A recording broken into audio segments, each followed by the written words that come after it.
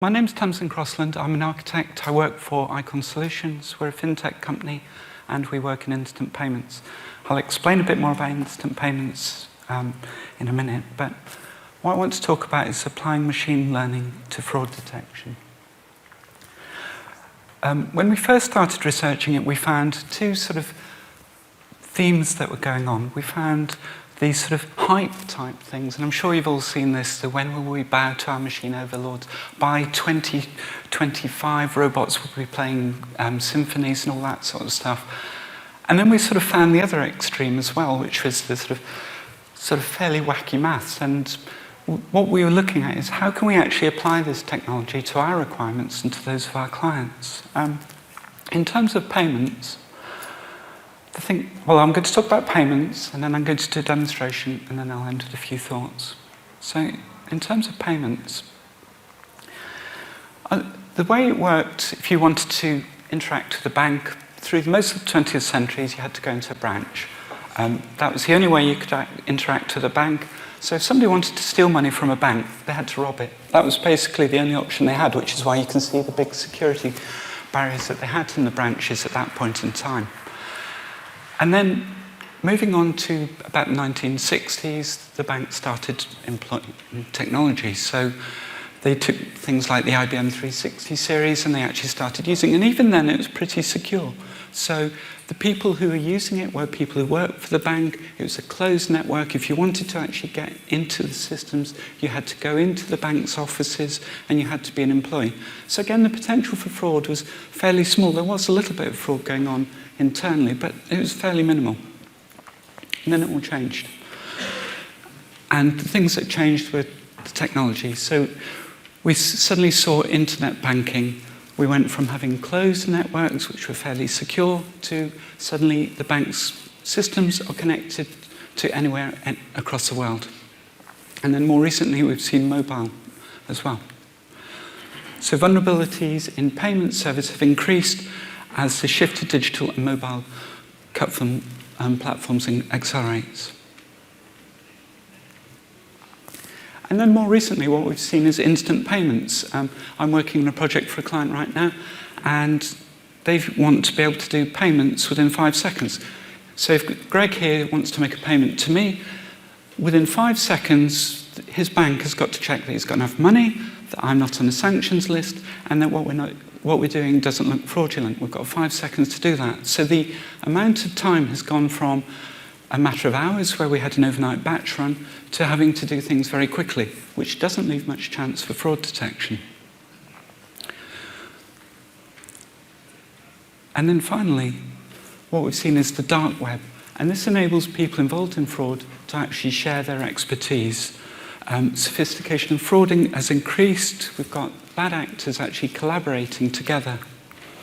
We've got an exchange of stolen data, techniques, and expertise. So if one of them finds a certain fraud technique that works, they can share it with others and they can all apply it onto different banks. This graph is pretty scary, and this goes from 2013 to 2016, produced by McKinsey. And it's showing the average number of fraudulent transactions attempted per merchant per month. And it's a steep old climb, 34%. The blue is successful attempts. As you can see, it's going up pretty fast. And it's continued to do that since then. The fraud threat facing banks and payment firms has grown dramatically in recent years. And McKinsey were estimating that fraud was at $31 billion by 2018. So my world, instant payments. We have people here who want to do payments, and they might be doing it via the internet, mobile, in branches, or the corporate channels. They connect to the instant payments orchestrator. Our one's IPF, other ones exist as well. When you do the payment, it has to orchestrate checking, is there enough money in the account?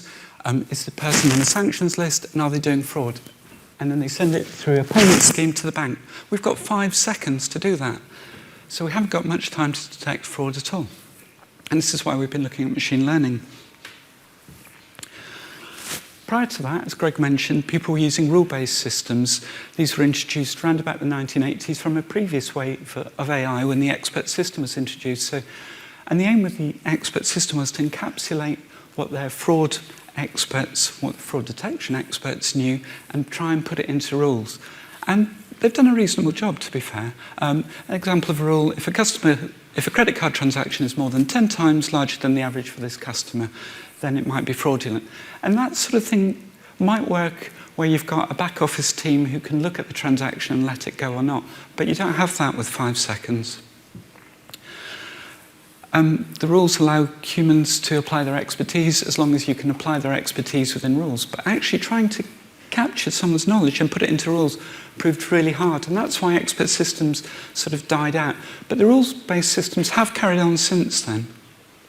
They're difficult and time-consuming to implement well. To actually sit down with someone who's worked in fraud detection for 25 years, 30 years, and say, well, how do you detect a fraud? Right, I'm going to write a bunch of rules to encapsulate your knowledge. It's really difficult to do. Painstaking definition for every anomaly possible. And every anomaly possible is the key thing, because if you leave something out, you've got a back door to fraud. If you make an omission, unexpected anomalies will happen and nobody will suspect it. But now we've got our dark web where people are sharing secrets. Oh, I found a particular rule that hasn't been applied by a certain bank, and they've got an opening. Legacy systems today, and this is overnight batch, apply about 300 different rules on average to approve a transaction.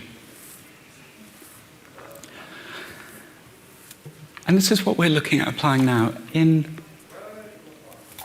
1943, McCulloch and Pitt came up with the idea of a neural network. Computers went around at that time, and at that time they were looking at sort of crude logic gates. But the idea is, we've got neurons in our brains. The way they work is you have your dendrites, which is the input. We have the cell body, which does something that nobody really quite understands. But what we do know is something goes into the dendrite and something comes out of the axon. And they're all interconnected. There's this principle of the neurons connecting together to encapsulate knowledge. And what we do with neural networks is we try and create a node here. We have inputs from other nodes and outputs to other nodes. And we try and interconnect them in a similar way to the brain. How do you train this? Each of the nodes within them, you'll see that they've got a numeric value.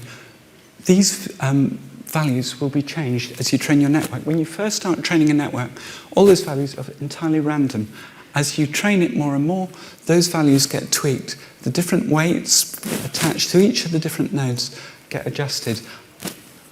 For example, if we want to train a neural network to know about the difference between cats and dogs, what we do is we have labeled images. And with each image, we'll say, okay, this is a cat. I'll load it at the input. And on the output, I'll say, this is a cat. And then some really clever maths behind that will actually adjust all the different weights between them so that you can tell where you've got a cat or where you've got a dog. How does this apply to fraud? Well, banks have got a list of all the different transactions that they've performed over time. Hopefully they've marked which ones are fraudulent. If we can load those up, all of which are labelled fraudulent or not, then hopefully we can adjust the weights and we can actually train our neural network. Here's a really interesting use case produced by Net Guardians. What they're saying is that they collected 10 million records of payments over a 12-month period, and they then trained a neural network on them. Previously, using a rule-based system, they could look at about 32%, less than a third of their payments. After applying the neural network, they could look at 100% of all payments. So they'd gone from looking at less than a third to looking at all their payments. What they saw from that, the results, 83% reduction in the number of false positive compared to before. I'll talk a bit more about false positives. Thank you. I'll talk a bit more about false positives later on, but that's basically where something's being flagged as a fraudulent transaction and it isn't. 93% reduction in fraud investigation time. And this is really exciting here. We've got 118% of fraud cases caught compared to the rule base. So we caught all the frauds that the previous one caught and another 18% on top of that. So comparing the two, rule-based, it's good for catching obvious fraud scenarios. There's a lot of manual work required to actually generate all those rules, and it's easier to explain, and that's actually a big advantage of those. If I go into a bank and I say, why did you turn down my transaction, it's fairly easy to explain with a rule-based system. With machine learning, it's a lot more difficult because all we've got is a whole load of numbers, a whole load of weights that have been adjusted, and actually explaining how you've come to a decision is quite difficult to do.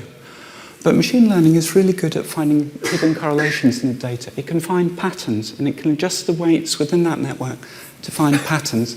And you're likely, as we saw in the previous example, to detect frauds that you haven't seen before.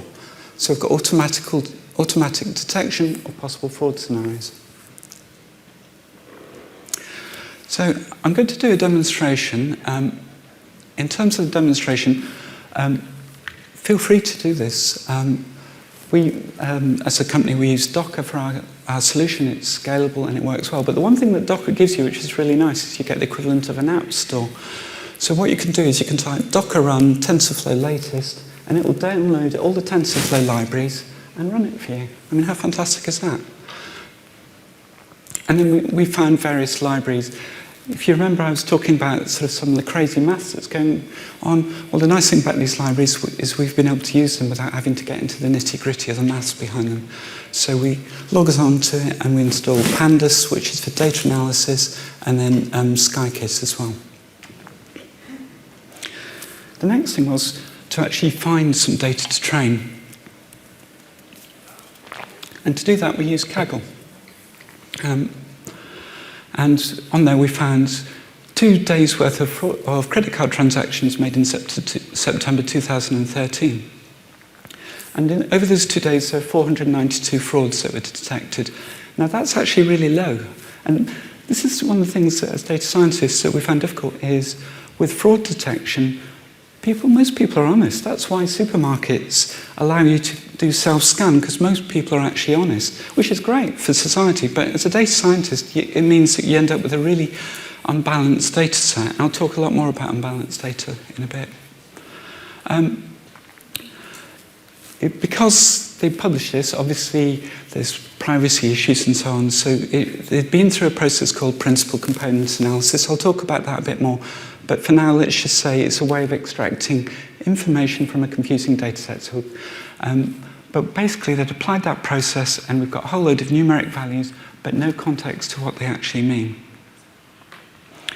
And for confidentiality issues, they wouldn't describe the features of the data set or provide any more background information. They couldn't, they had to keep it confidential.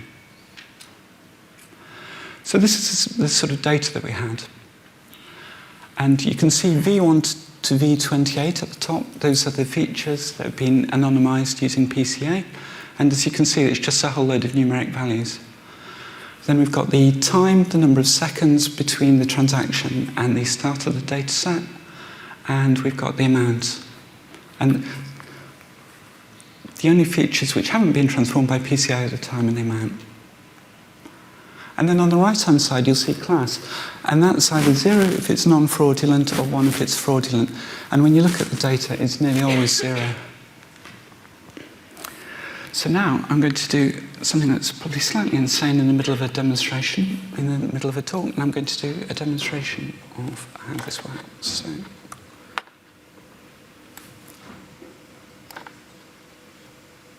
if I can get this on here, wonderful. Okay, can you all see that? So, start with, we install TensorFlow, we import the TensorFlow, the Pandas, the sklearn, NumPy, a numeric Python library. And then what we're going to do, first of all, is we're actually going to load the data set up. And there we go. And there we go. We can see we've loaded, these are the first few rows of the data. And then what we're going to do is sort of one of the key things you do with machine learning, which is you have a training data set and a test data set. We've taken 80% of our data to actually do the training, and then we've kept 20% back to test it. So we train it on our model, and then once we've got a model, we test it using our test data. So what we're doing is we're extracting 80%, and then the remainder becomes the test data set. And we do that. And now what I'm going to do, and I'm going to talk a bit more about the nitty-gritty of the neural network that we're using, but what we're going to do is we're actually going to run this basic one here, which has got an input layer here, which has got the different inputs for the different features, 30 different inputs, 0 to 29. We've then got a hidden layer, and then we've got an output layer with 2 outputs, either for fraudulent or non-fraudulent. And if I run this,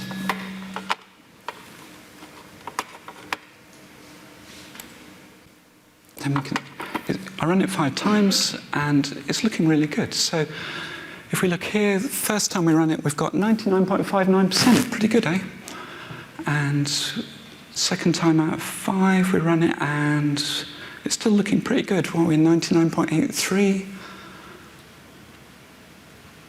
And we run it the third time. It's running about the same now. 99.83, fantastic. Fourth one, around about the same. It's settling about 99.83. But I think you'd agree, if we could detect 99.83, that's pretty good going. And now if I scroll down a little, we've got 99.82, 99.83, fantastic. So great, it's all looking really good. So now let's run our test data, the other 20%, and we run that at 99.83, so I think, yeah, pretty good. So at this point, we're thinking, great, excellent, we've cracked it already. Champagne, hooray! Until we start doing the analysis. And this is where the data science starts coming into it. And if I run that, 0R fraud. Do you remember I said 0.172% of the data are fraud? Basically, it's trained itself using the majority data set, the non-fraudulent transaction. So we're getting phenomenal accuracy, right? Great, but we're not detecting any frauds, which sort of defeats the point. So we obviously need to do something else. So if I go back to here.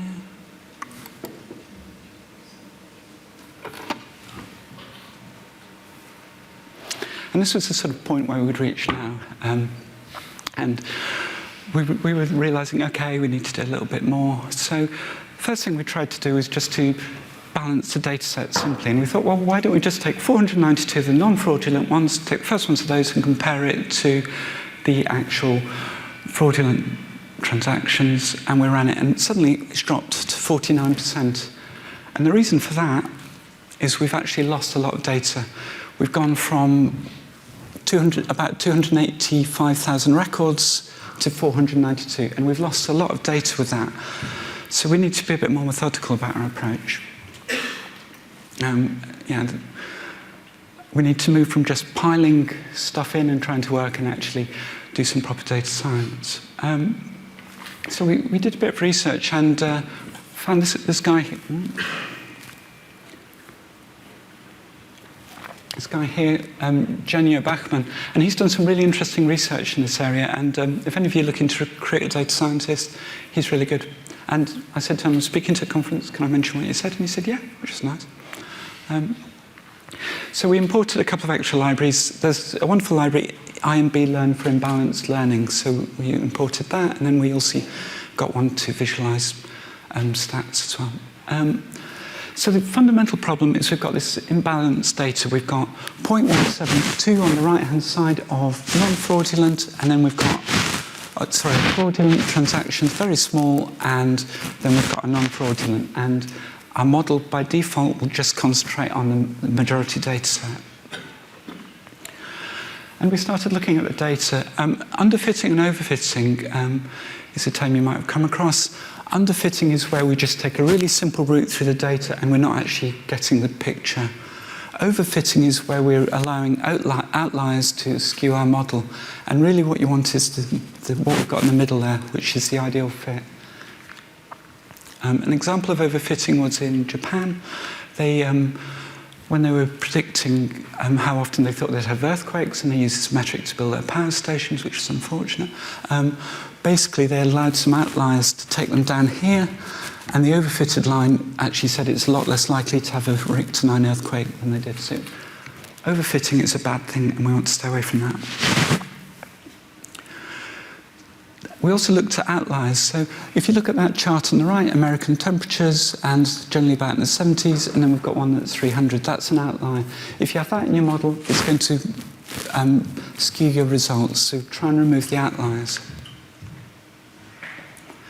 Right, principal component analysis. I talked about that before. When you're at school, if you've got X and Y, you can plot that fairly easily. You've got 2 dimensions. If you want to be a bit fancy, you can do 3, X, Y, and Z. What do you do, like we had? We've got 30 different fields. How do you plot that? And this is where principal component analysis how it works. So for this example here, what we've got is for looking at tumours, whether they're benign or malignant.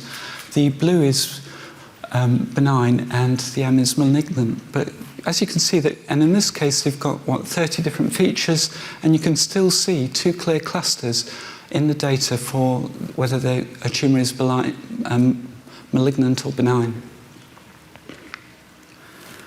Second demonstration, I'm just going to show you some slides because we haven't got time, but if I talk you through it. So this is how we went about doing it properly.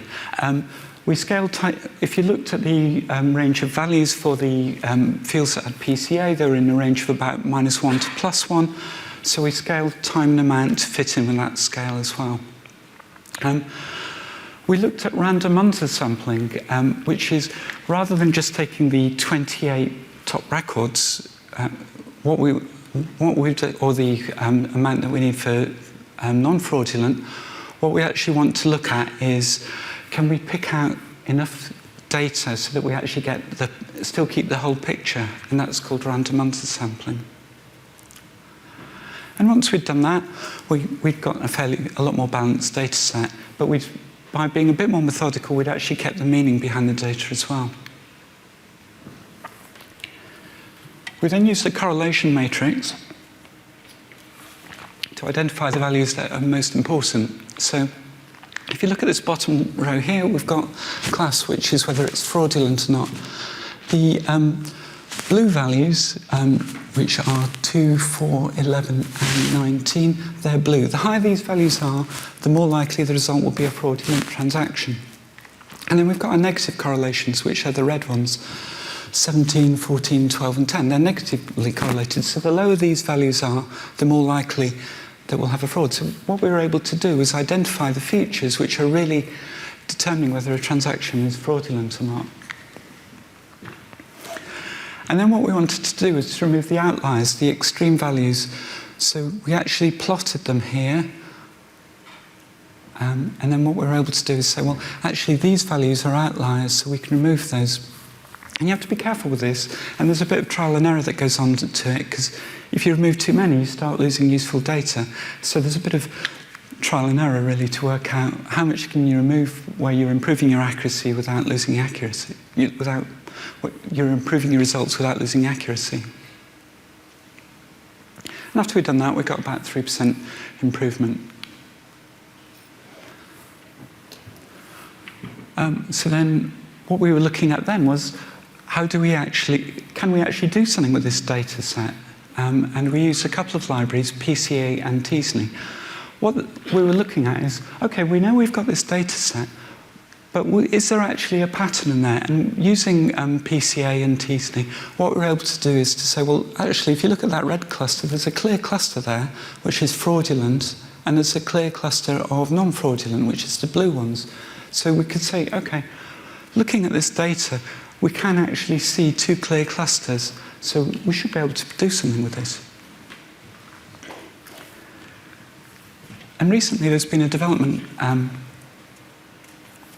called Smoke, which is wonderful. And what that does is, if you remember our 0.172, which was our fraudulent data, what we can actually do is actually generate additional data which is consistent with the minority data set. So rather than looking at, so the two approaches are random undersampling, where we reduce the amount of non-fraudulent data, and then this is the alternative, which is actually to create, in effect, additional fraudulent transactions.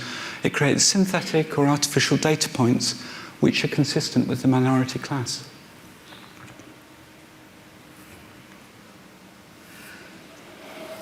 Okay. I touched on the neural network we ran. I'll just talk through that in a bit more detail. So it's a fairly simple neural network. We've got our inputs here. We've got 30 of them, and we've got our 28 features plus time and amount. We've got a hidden layer, and then we've got an output layer with 2 nodes for fraudulent and non-fraudulent. If you remember when I talked about neuron, I said that there's actually something that goes within the nodes which actually performs the calculation. What we used was a thing called ReLU. Basically, if it's less than 0, it returns 0, and if it's more than 0, it returns a value. So that's what was being calculated in each node. And then what we needed to do was to actually adjust all those different weights across the whole neural network. And we used a thing called gradient descent, which basically from 1943, when McCulloch and Pitt first came up with this idea, until the gradient descent, neural networks weren't really going anywhere. And this was some really clever maths, which is actually, if I can plot a gradient, when I reach that point there, that's my optimum result. That's applied to just all of the different weights from our input data set to our fraudulent or non-fraudulent transaction. So this is our neural network. We've got 30 nodes on the input, 32 on the hidden layer, and 2 on the output. So in all, we've got around about 2,000 different parameters to adjust. And when we ran it with the first lot, the first sample where we'd reduced the majority data set, we're getting pretty good accuracy, 92%. And in terms of measuring the result, we decided to use a thing called confusion matrix, which I always thought was really accurate because it confused the hell out of me when I first saw it. So, true positive, but it's actually fairly simple. True positive means you've had a fraud and you've detected it. Good. And true negative, you've had a transaction that's not fraudulent and you've detected it. That's good. False negative means you've had a fraudulent transaction and you haven't detected it. So that's particularly bad because the bank's losing money. False positive is also bad. I'm on holiday, I've seen a vase that I really like, it's quite expensive, I pick it up and I go to buy it. By the time I get there, there's a whole queue of people behind me. I say I want to buy the vase, I give my credit card, and it gets declined. How do I feel at that moment in time where it's hot, I'm on holiday, I want this vase, and there's a whole queue of people behind me? I don't like my bank. So false positives are not a good thing if you want to keep your customers happy. So looking at the random undersample that we ran, look at this. 92 out of 98 transactions, or fraudulent transactions, were detected. It's pretty good, I'd say. But if you look at the false positives, we've got 1,763, which is quite high. But there again, if you look against, compare it to 55,000, it's still a small amount. We then ran the same thing using oversampling. So this is where we're generating synthetic data points to inflate our minority data set. So we're creating additional fraudulent transactions, and we ran that through as well. And our accuracy is pretty good. I mean, it's pretty much 100%, 99%. And if we look at the result for here, 68 out of 98. So it's not as good as the other one, but on the other hand, we've got a lot less false positives. And this is something that we need to say to our clients, which is, you may be actually happy, you speak to certain banks and they'll say, well, we're happy. Well, they're not happy. They accept that they're going to live with a certain level of fraud. That's the cost of doing business. So they might be willing to live with a slightly higher level of fraud to not have people getting upset when they're trying to buy a vase on holiday and they're suddenly being flagged as a potential fraudster. So there's a business decision behind which approach you take. Up to now, I've talked about supervised learning, which is we've got a whole load of transactions. They've all been labelled as fraudulent and non-fraudulent. But what about unsupervised learning, which is where we've got the transactions and none of them are labelled? How does that work? If we take a sample of data, I've got Disney characters here, can we split them into meaningful groups, into clusters? So if we take the Disney characters, at the top we've got birds, at the bottom we've got rodents. So we've split them between the two using unsupervised learning. And for the demonstration, what I'm going to use is very much a standard data set that's used in data science, which was a sample of irises that were taken in the middle of the 20th century. We've got 50 samples, and for those samples, 4 features were measured from the sample: the length and width of the sepals and the petals in centimetres. And what we want to do is see, can we split them into 3 clusters for the 3 different types of iris that we've got? And we're using k-means, which is an approach where we try and split it into clusters, and k is the number of clusters that we want. So I'm going to do one more demonstration.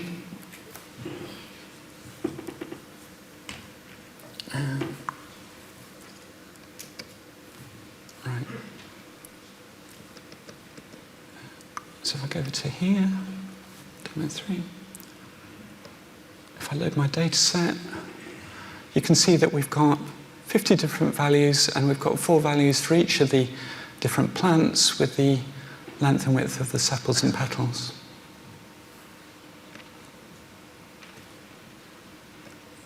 So now I'm going to apply k-means to those, and I'm going to say I want 3 clusters to come out of it, which is done. And now if I plot that and we scroll down, look at that, we've got 3 different clusters. So it's detected the 3 different types of irises, and it's put them into 3 different clusters. So why on earth is she talking about plants when we're in the middle of a talk on fraud and stuff?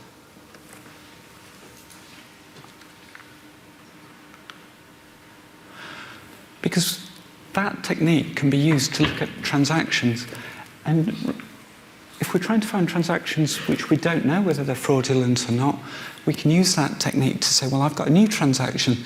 Is it closer to the cluster of fraudulent transactions, non-fraudulent or suspicious transactions? And actually use that to find out whether, to find new transactions and to find out whether a transaction might be fraudulent or not. We can actually compare results. So we can take results from our supervised machine learning. We can take our clusters and actually analyse the data and see, can we pick out other records that might have been fraudulent or not? So now I'm going to end with a few thoughts. 2 questions every machine learning project should ask, and they really should. Is the purpose of the project ethical? And is the implementation of the project ethical? I work with banks, and some people will be surprised, probably not so much in this room, but in the wider world, but banks actually take ethics fairly seriously. And they spend millions of pounds doing adverts with horses running on beaches and all this sort of stuff. And what they don't want to do is find all that being undone, because when they have one of our clients referred to as a news night moment, which is you have the dramatic music, and the first item of news is mega bank has been sexist in the way it's implemented its fraud detection. They don't want that. They don't want to be in the back pages, and they certainly don't want to be in the front pages. And it's up to us to make sure that when we implement it, we do it in a way that's ethical. So,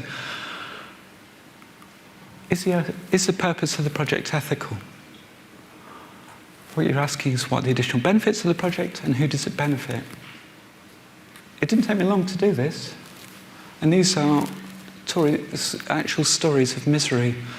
Scammers look for vulnerability in older people. Scammers targeting flood victims. What we're trying to do is stop that. So to answer the question, is the purpose of the project ethical? Yes, I would say it is. And I'd be interested to argue with anyone who'd say that it isn't.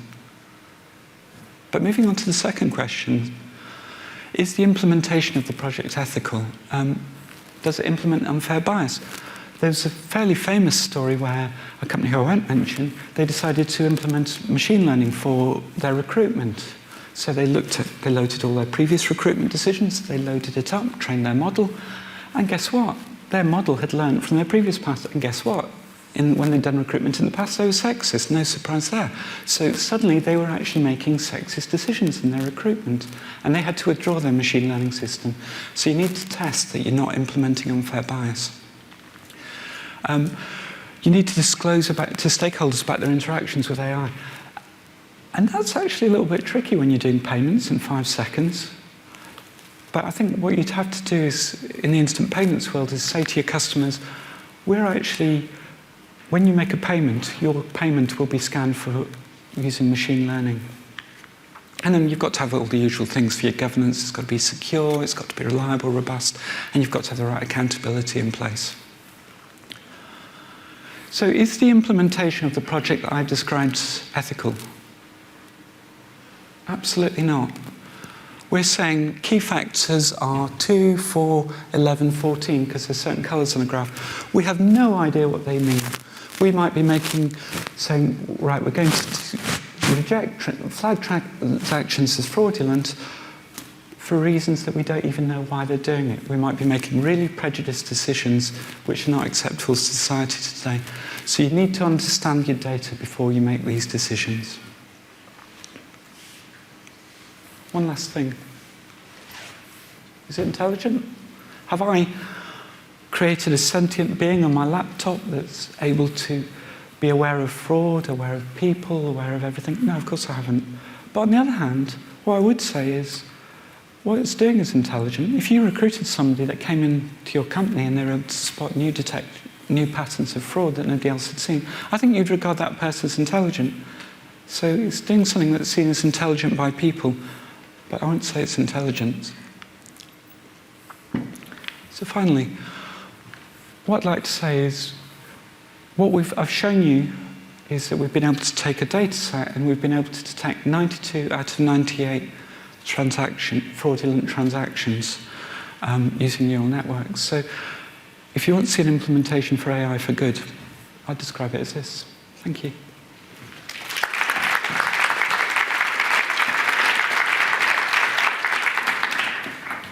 Thanks very much, Tamsin. You working? We have a question already, before I've even invited you. Yeah.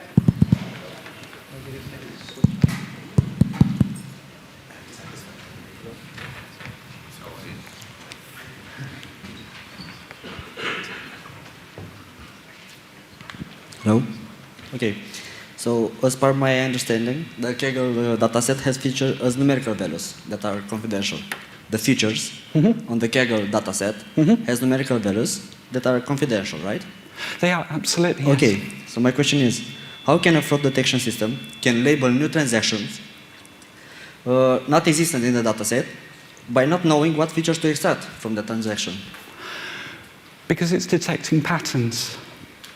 So, although and this is the big difference between rule-based learning and machine-based learning. With rule-based learning, you're doing exactly what you've described. You're saying, if a transaction's in a location that the customer's never been to, and it's a lot more than they've been to, then we can say, yes, that might be a fraudulent transaction. And we speak to our fraud detection experts, and they say that's actually a good way of doing it, and we can do that.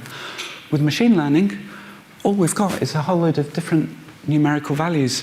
And what we're doing is we're just tuning those values based on patterns. So as we load more and more transactions, those different weights are all being adjusted. So there's some really wacky maths going on behind there. I don't know if does that answer your question? Or what you're saying, and you're quite right, is when we do machine learning, the model doesn't understand what it's doing. It doesn't know what a cat or a dog is. It's got no idea at all. All it knows is that one numerical representation of pixels is a cat and another one is a dog. And by adjusting the weights and loading enough values into it, we can produce a model that we can then apply in the future. Just a side point while I go to the next question. Will you make those Jupyter notebooks available in some I can do. Great. Question? From your experience, what is the minimum percentage of the fraudulent that you need to have in the data set? 20%, 10%? So the model is able to understand? Between the training and the actual test data, we generally do 80-20. I mean, I guess it depends how much data you've got. If you've got a decent-sized data set, then you want to make sure that when you do your testing, you've got enough so that you can actually get a reasonable result from that. But start off around 80-20. One more question. We know that, for example, cats, dogs, they continue to look like they look now or just adjust slowly. The fraud patterns change quite frequently, and if the model is trained for one piece of data 2013, 2020 is a completely different story. Absolutely, yes. What to do? Absolutely, and that's a really, really good question. And you have to keep doing it. It's a simple answer. Well, it's not a simple answer. It's actually, because to be able to do it, what you have to do is you have to train a model, and then you test it, and then you look at what you're generating, and then you make sure you're not doing bias, and then you have to keep doing it. So as you're getting new data in, you need to be retraining your model. You need to have version control. You need to have all the things that you'd have when you implement new software to do that. So you're quite right. If you've trained your data on from 2018, you need to be loading new data somewhere else to generate a new model, and you then need to be testing that new model in parallel to running your old model, and then you need to do all the things that you do when you release any new software before you actually implement it. Hi. The 5-second throughput for instant payments, were you able to achieve? Second question is, this is fraud, which is more or less rampant in the industry. How about sanctions? Because that is more like not numerical data. It's a country name, it's a person name, which is sanctioned. And what do you do with sanctions changing very frequently? Like Turkey buys missiles from Russia, is sanctioned by US. After a week, it's not sanctioned. Okay, in terms of the 5 seconds, this is an investigation. We haven't implemented it. So, but having said that, we would aim to, once we've trained our model, and you train your model beforehand, you would then want to publish a service to say, check this particular transaction as it goes through to see whether it's flagged as fraudulent or not. So you'd be applying that model to individual transactions. And yeah, we could do that within the 5 seconds. The second question, I think what you're saying is, and correct me if I've got this wrong, you're saying with sanctions, you've got a list of names. You could use another branch of AI which is looking at actually detecting variations of names, that type of thing. So if you've got John, they might be using Jonathan or variations of that name, John with an H, John, J-O-N, that type of thing, to actually do pattern matching to detect names. You could certainly use that type of technology to do it. So you mentioned that there was one approach where you had more false positives and another one you have more false negatives. Is there a more structured way of trading off between those two possibilities? So some way of some parameter you can adjust in your model to determine how much you care about false positives or false negatives?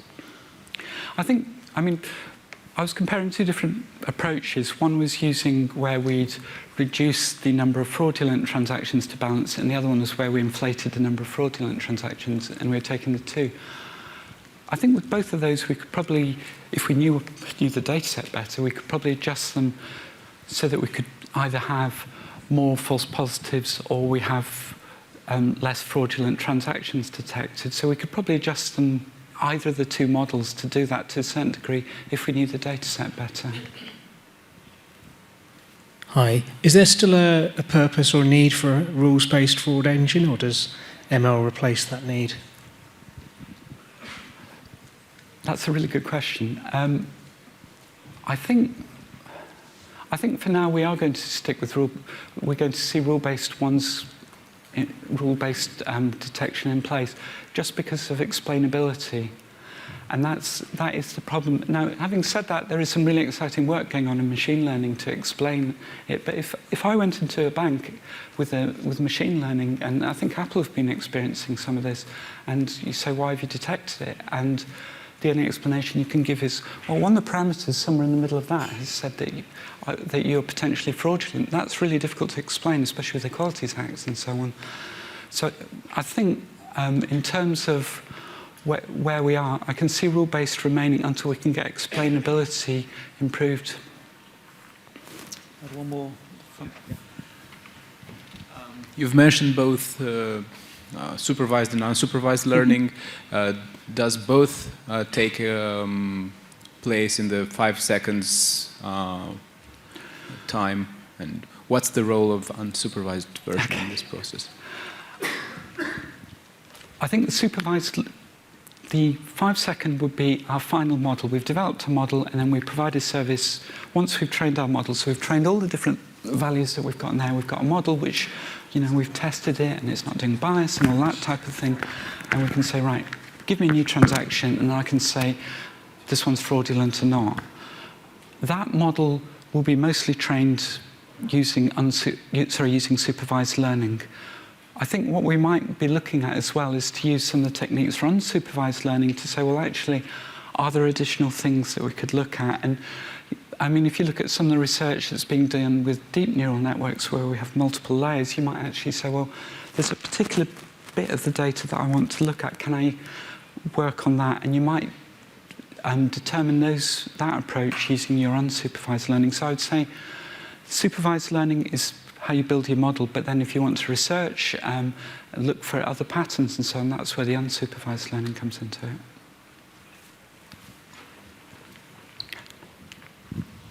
And then to touch a very interesting moment about the ethics of such kind of project.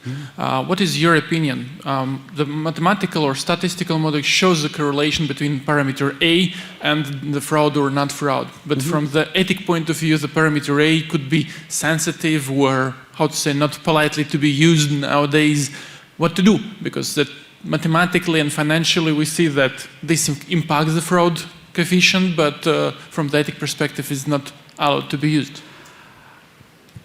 I think you've got to do your best to make sure that your implementation is ethical. And to do that, you've got to test it. You've got to really test your data. You've got to say... And you find most banks will have some sort of code on their ethics on what discrimination they should... Well, hopefully they're not accepting any discrimination, but protected characteristics that you don't want to be making biased decisions on. And I think you've got to make sure when you test your data, when you test your model, that you're not actually making those decisions. Because you're quite right, otherwise you could end up producing an unethical solution.